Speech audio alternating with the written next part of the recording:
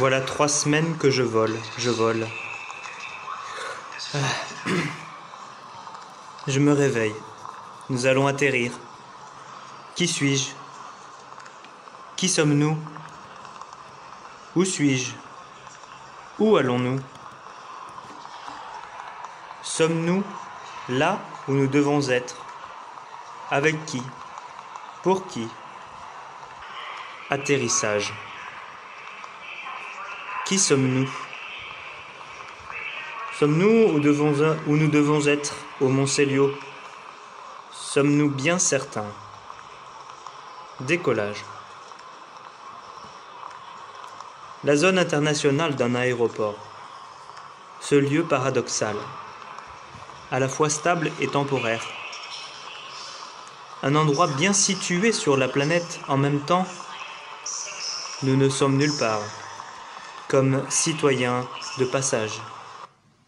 Parmi les passagers, certains partent à l'est, d'autres au sud. Le sud de l'un et le nord de l'autre, renversement de perspective.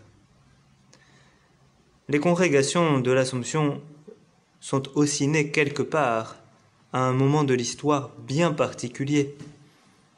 Le père d'Alzon, avec une poignée de professeurs dans un collège, non loin de la gare de Nîmes, ajouta un wagon à la rame de l'Assomption, initié par Marie-Eugénie, sa fille spirituelle. Suivirent alors les autres voitures, les oblates et les petites sœurs, et enfin les orantes. Tous dans le même train. C'est l'image du premier pèlerinage national. Tous dans le même avion, pourrions-nous dire aujourd'hui. De la ville à la campagne, de la campagne à la ville, d'Afrique en Asie, d'Amérique en Europe, près ou loin de Rome. Un constat, le temps est supérieur à l'espace. Le Mont Célio est notre zone internationale, avant le décollage, même si on parle aussi d'atterrissage. Attention, le royaume de Dieu est tout proche, destination finale en vue. Nous allons reprendre un avion vers Rio, Antananarivo, Saigon, Nairobi. Et pourtant, nous allons quand même marcher ensemble. Ça y est, nous ajoutons un nouveau mot au manuel assomptionniste. Les laïcs, dans la liberté de leurs propos, nous ont offert des espaces de parole et d'échanges inédits. À l'image de la zone détaxée, le duty-free de l'embarquement. Franchise et audace sont revenus sur le tapis des débats.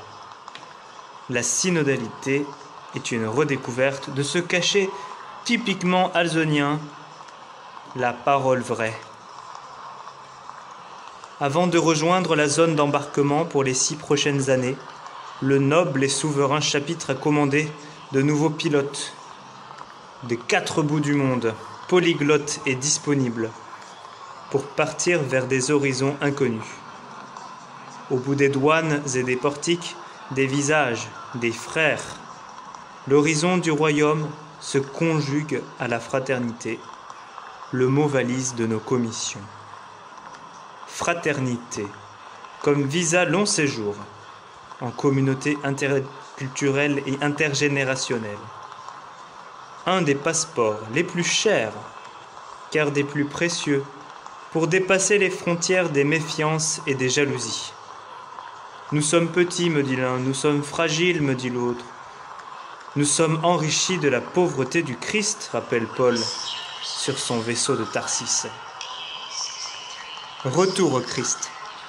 Retour au Christ frère, qui appelle ceux qui font la volonté de Dieu des mères, des frères, des sœurs.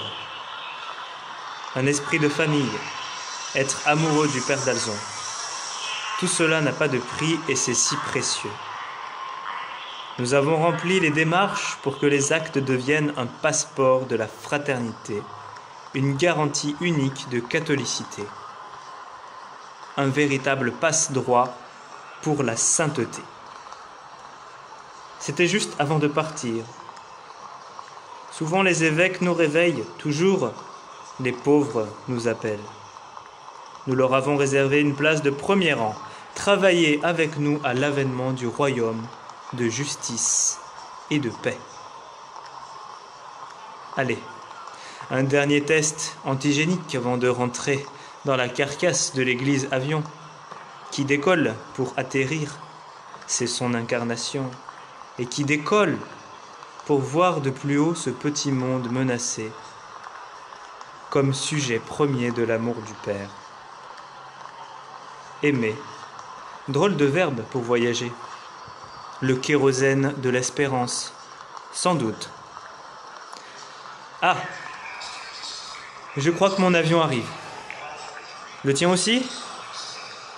Au revoir mon frère. À très vite. Le royaume est si proche.